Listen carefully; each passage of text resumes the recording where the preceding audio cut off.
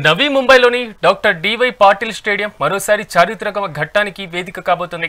ICC మహిళల one day ప్రపంచ cup 2025 ఫైనల్లో భారత్ దక్షిణాఫ్రికా తలపడబోతున్నాయి. ఇక డిఫెండర్ ఛాంపియన్స్ ఆస్ట్రేలియాని సెమీఫైనల్లో ఓడించి ఫైనల్కి చేరిన భారత్ ఇప్పుడు కప్పు ఇంటికి తీసుకురావడమే మిగిలింది. ఇప్పుడు క్రికెట్ అభిమానులు ఏమంటున్నారనేది మా కరెస్పాండెంట్ హారిక అందిస్తారు. 2025 ఈ రోజు ఫైనల్ మ్యాచ్ జరగబోతోంది. అది నవీ ముంబైలో, అంటే హోమ్ గ్రౌండ్ లో ఇండియాకి ఫైనల్ మ్యాచ్ జరగబోతుంది. అయితే ఈ ఉమెన్ క్రికెట్ లో ఇప్పుడిప్పుడు ఆదరణ పొందుతూ మనం రీసెంట్ గా సెమీఫైనల్ 2లో చూసాం. ఎంత అద్భుతంగా ఆడారో మన టీమిండియా ఉమెన్ ఇన్ బ్లూ అని చెప్పుకోవాలి. అయితే ఇప్పుడు ఒక పక్క ఫైనల్ జరగబోతోంది. ఇటు రెండు కప్పు డిజర్వ్ చేసుకునే టీమ్సే. ఎందుకంటే ఒక పక్క సౌత్ ఆఫ్రికా ఎప్పటి నుంచో స్ట్రగుల్ అవుతుంది, ఇంకో పక్క ఇండియా మనం చూస్తూనే ఉన్నాం ప్రతిసారి సెమీఫైనల్ దాకా వెళ్ళి మళ్ళీ వెనక్కి వస్తుంది. పైగా ఈ సెమీఫైనల్ 2ని డిఫెండర్ ఛాంపియన్స్ అయిన ఈ ఆస్ట్రేలియాను ఓడించడం, అదే విధంగా అంటే అద్భుతమైన స్కోర్ని చేజ్ చేయడం, అంటే దాదాపు 339 రన్లను చేజ్ చేశారు. అందులో man of the match Jemimah Rodrigues ఉండడం మనం చూసాము. సో ఈ రోజు మ్యాచ్ ఎలా ఉండబోతుంది? దాదాపు ఈ రోజు 3 గంటలకి స్టార్ట్ అవుతుంది మ్యాచ్. అంటే రెండు టీములు గ్రౌండ్ లో ఉండబోతాయి. పైగా 2 గంటల నుంచి స్టార్ట్ అవుతా ఉంటది. సో ఇదంతా అసలు మన క్రికెట్ అభిమానులు, అలాగే పిల్లలు, ప్రాక్టీస్ చేసే వాళ్ళు ఏమనుకుంటున్నారు, మరి ఉమెన్ ఇండియాకి సపోర్ట్ చేస్తున్నారా అనేది వాళ్ళని అడిగి తెలుసుకునే ప్రయత్నం చేద్దాం రండి. సో మనతో పాటు క్రికెట్ అభిమానులు ఉన్నారు, ఇక్కడ వీళ్ళతో కూడా మాట్లాడించే ప్రయత్నం చేద్దాం. Come here please. Tell me about match, last semi-final 2. How is the match and 339 score they are chased. How can you feel and today final match? It was a wonderful chasing. In Indian women cricket, it is a record. It is a record also. Jemima, he played very excellent, and plus is our fielding should be very tight. Last time they did lots of fielding mistakes. We should not underestimate South Africa also. They are also a good team. They played very well. And then I hope India should win this time. No more any heartbreak for any Indians. Let's cheers for the Indian team. Thank you. बोलो कैसा रहता आज का match south Africa versus India? Hopefully India जीतती 100%, क्योंकि सबका performance बहुत अच्छा है.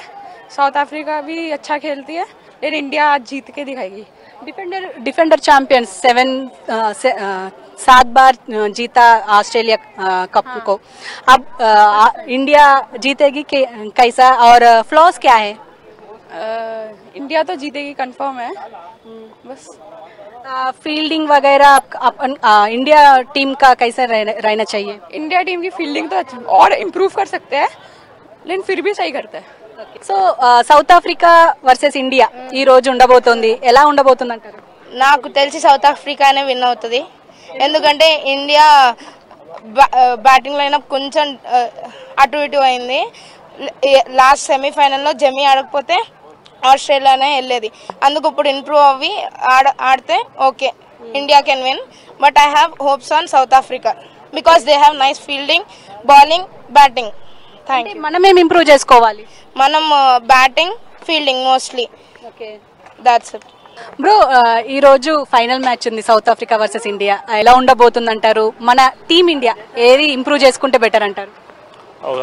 బ్యాటింగ్ లైనప్ బాగుంటే బాగుంటుంది. ఇంకొకటి బౌలింగ్ కూడా మంచి చేయాలి. మొన్న ఫీల్డింగ్ కూడా చాలా క్యాచెస్ డ్రాప్ చేశారు.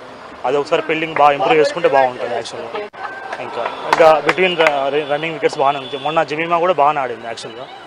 అది ఆమె ఇంకా ఇట్లనే కొనసాగితే బాగుంటుంది ఫామ్.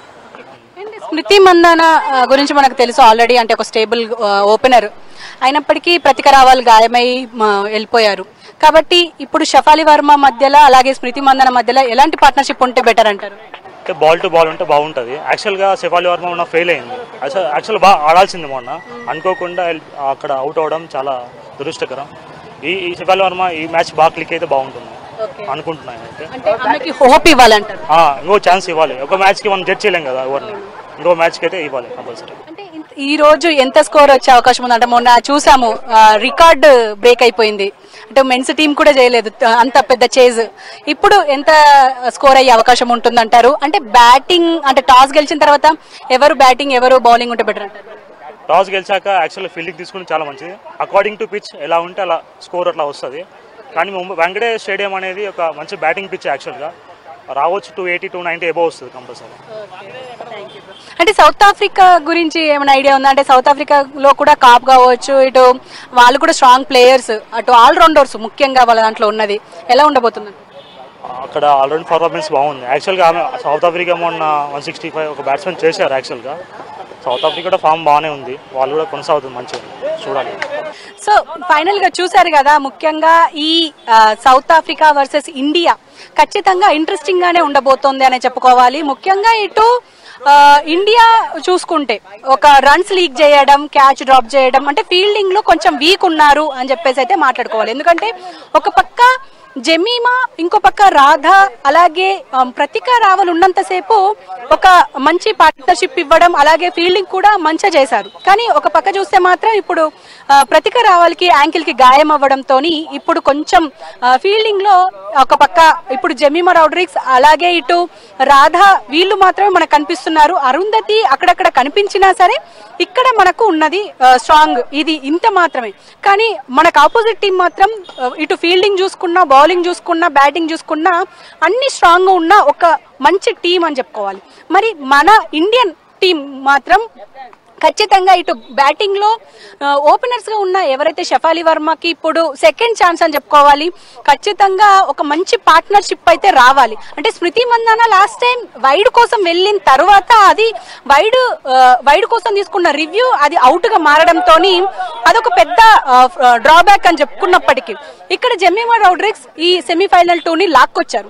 ఇప్పుడు ఫైనల్లో టీమిండియా ఉంది కాబట్టి ఖచ్చితంగా స్మృతి మందాన ఇలాంటి తప్పుదాలు చేయకుండా ఉంటే, అలాగే హర్మన్ ప్రీత్ నుంచి మంచి నాక్ వస్తే, ఇంకో పక్క ఇటు జమీమా అదే ఫామ్ ని మెయింటైన్ చేస్తే మాత్రం ఖచ్చితంగా ఇప్పుడు మనకు అంటే రీసెంట్ గా మాట్లాడుకున్న ఆ రిచా కొట్టిన ఏ 2 6లు అవుతున్నాయో అది మొత్తం టీం ని మార్చేసిందని చెప్పుకోవాలి. మరి అలాంటి నాక్ మళ్ళీ ఇప్పుడు టీమిండియా నుంచి మనం ఎక్స్పెక్ట్ చేయాల్సిందే. సో ఆల్ ది బెస్ట్ చెప్పాల్సిందే. ఇది ఇక్కడ సమాచారం. కెమెరామెన్ భానుతో హారిక.